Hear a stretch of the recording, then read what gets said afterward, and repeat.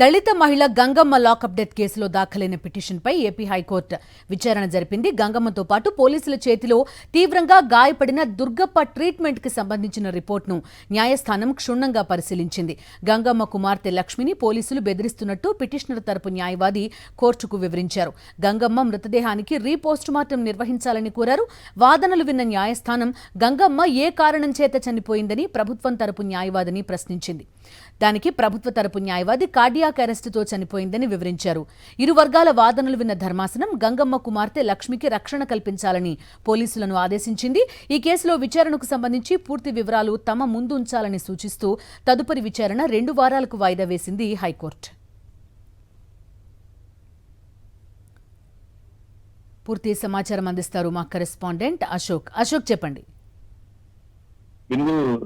దళిత మహిళ Gangamma lockup death పై దాఖలైన petition పై హైకోర్టులో నిన్న విచారణ జరిగింది.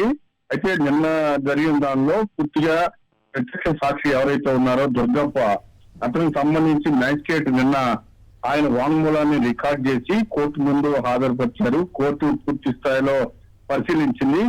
ఖచ్చితంగా దుర్గప్పకు జరిగిన ట్రీట్మెంట్ ఏంటో, ఫస్ట్ నుంచి ఎలాంటి ట్రీట్మెంట్ అందించారు, దాని పూర్తి వివరాలు ఇవాళ దాఖలు చేయాలని, తమ ముందు ఉంచాలని హైకోర్టు ఆదేశాలు జారీ చేసింది. దీంతో ప్రభుత్వ ఆసుపత్రి సూపరింటెండెంట్ పూర్తి స్థాయిలో ఆ దుర్గప్పకు ఎలాంటి ట్రీట్మెంట్ అందించారో ఆ వివరాలన్నీ సీల్డ్ కవర్ లో ధర్మాసనానికి సమర్పించారు. ధర్మాసనం దాదాపు 20 నిమిషాల పాటు ఆ రిపోర్ట్ ను క్షుణ్ణంగా పరిశీలించిన తర్వాత వాదనలు స్టార్ట్ అయ్యాయి. గంగమ్మ కుమార్తె లక్ష్మిని పోలీసులు భయపెడుతున్నారంటూ ఎవరైతే పిటిషన్ దాఖలు చేశారో పిటిషన్ తరఫున న్యాయవాది వాదనలు వినిపించారు. ఆమె స్వగ్రామానికి వెళ్ళడానికి కూడా పోలీసులు వెళ్ళనివ్వట్లేదు, బాగా ఇబ్బంది పెడుతున్నారు.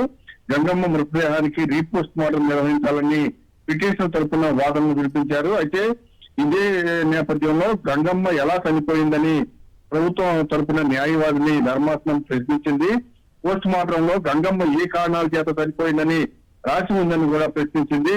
ఒంటిపై ఏమైనా గాయాలు ఉన్నాయని కూడా ధర్మాసనం ప్రభుత్వాన్ని ప్రశ్నించింది. అయితే ఇదే నేపథ్యంలో కార్డియాక్ అరెస్ట్ తో పాటు మరికొన్ని కారణాల వల్ల గంగమ్మ చనిపోయిందని పోస్ట్ మార్టం రిపోర్ట్ లో పేర్కొన్నారని ధర్మాసనానికి ప్రభుత్వం తరఫున న్యాయవాది పేర్కొన్నారు. అయితే వీరేంద్ర కేసులో గంగమ్మ కుమార్తె లక్ష్మి A3గా ఉన్నారని కూడా, ఆమె ఇంతవరకు అరెస్ట్ చేయలేదని కూడా కోర్టుకు చెప్పడం జరిగింది.